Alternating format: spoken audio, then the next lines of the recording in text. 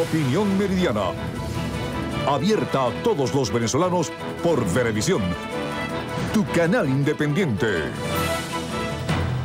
La primera entrevista que me corresponde hacerle a Jorge Botti, muchas veces antes en interesantes conversaciones, pero ahora en su condición de recientemente electo presidente de Fedecámaras. Mucho éxito.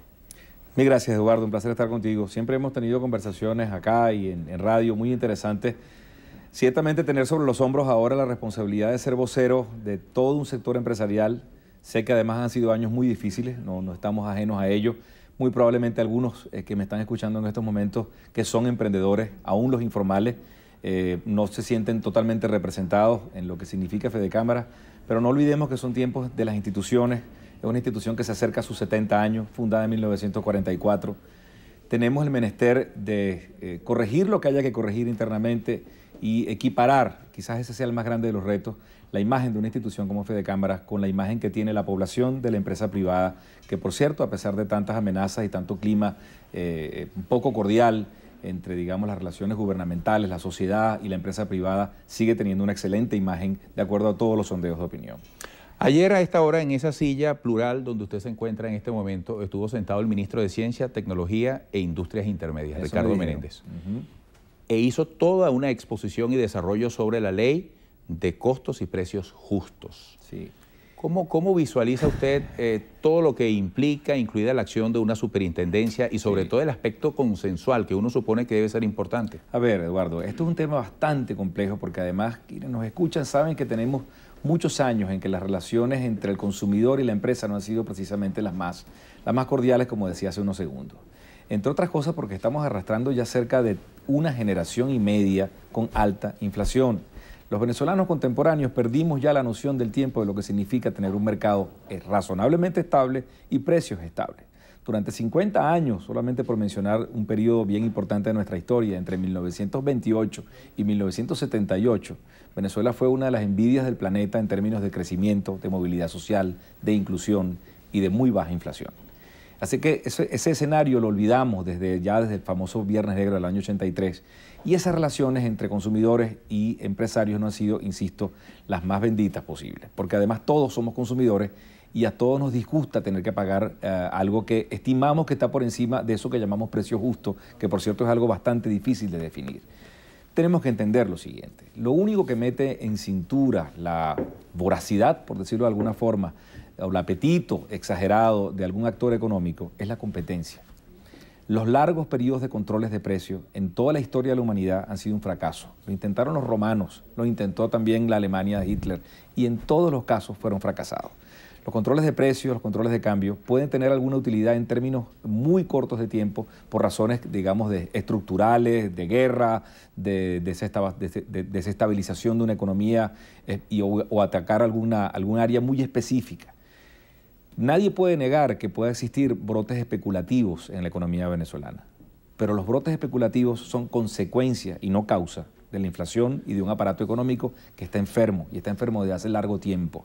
El modelo de desarrollo venezolano, Eduardo, desde finales de los años 70 está haciendo agua y no hemos sabido entender cuál es nuestra forma de insertarnos en el mundo globalizado. Y uno de los fenómenos que más está haciendo estrago es la inflación por mucho tiempo, secular, que no hemos sido capaces de controlar.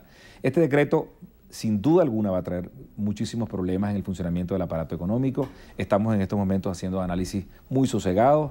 Recordemos que tardaron 4 o 5 días entre el momento de la firma y el momento en que se publicó.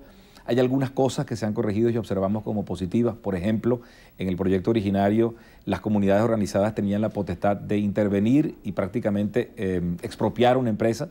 Eso ya no es así, hay cierto orden institucional y eso, digamos, que habla bien de este tema.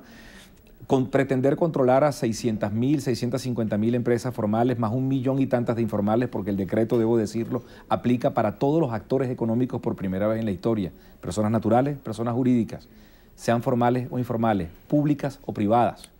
Absolutamente todo el mundo, en principio, bajo el espectro de este decreto, está bajo el fenómeno de control, no solamente de un precio justo, sino de un margen de ganancia. Y ahí entramos entonces en una consideración tremendamente compleja. El funcionamiento de un aparato económico implica una gran cantidad de millones de transacciones y de actores económicos que van haciendo contrapesos entre sí. No es cierto que el mercado puro es capaz de solucionar estos temas.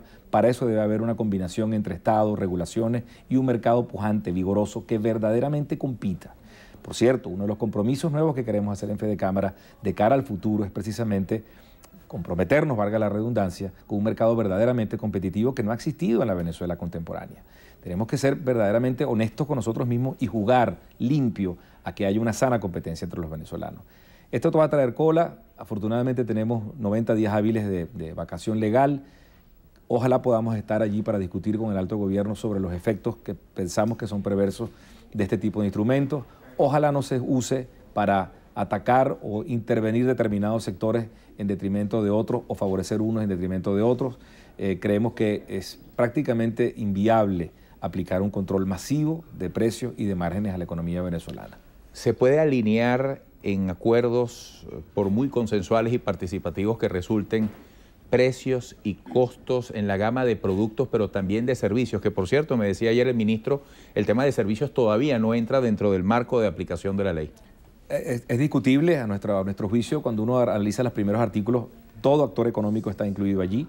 Lo que sí creo es que, según no se ha dicho públicamente, aunque no está en el decreto, es que son ciertos sectores los que van a entrar primero: construcción, útiles, se habló de textiles, de calzado, salud. Alimentos. Alimentos, por supuesto, que ya están largamente controlados. No es nuevo para el sector empresarial, en algunos sectores como el de alimentos, en de medicina, el sentarse con el gobierno a revisar estructuras de costos, que por cierto tampoco se pueden alinear unas con otras. Yo declaraba hace poco que hay dos tipos de controles de precios, los malos y los peores. Y aun cuando no hay mucho espacio de tiempo para explicarlo, yo creo que un consumidor me va a entender claramente. Si un ministro de turno se sienta con 7 o 8 actores de un determinado producto y tienen que ponerse de acuerdo sobre estructuras de costo, el precio que finalmente se va a escoger va a ser aquel que le permita subsistir al más ineficiente de los que están allí sentados, por aquello de que hay que preservar el empleo. Al final los que pagamos los platos rotos somos nosotros, entonces los consumidores, que no estamos pagando un precio de competencia, sino un precio que parte del más ineficiente de los actores económicos. Vamos a hacer una pausa, disculpa la interrupción, y al regreso termine de desarrollar esta idea y sobre todo qué propone Fedecámara ahora con Jorge Botti al frente, y particularmente qué posibilidades o qué instancias de acercamiento, porque la comunicación cara a cara en todas estas transiciones o etapas también es muy importante. Seguro. Así que regresaremos en pocos minutos con el presidente de Fedecámaras, Jorge Botti.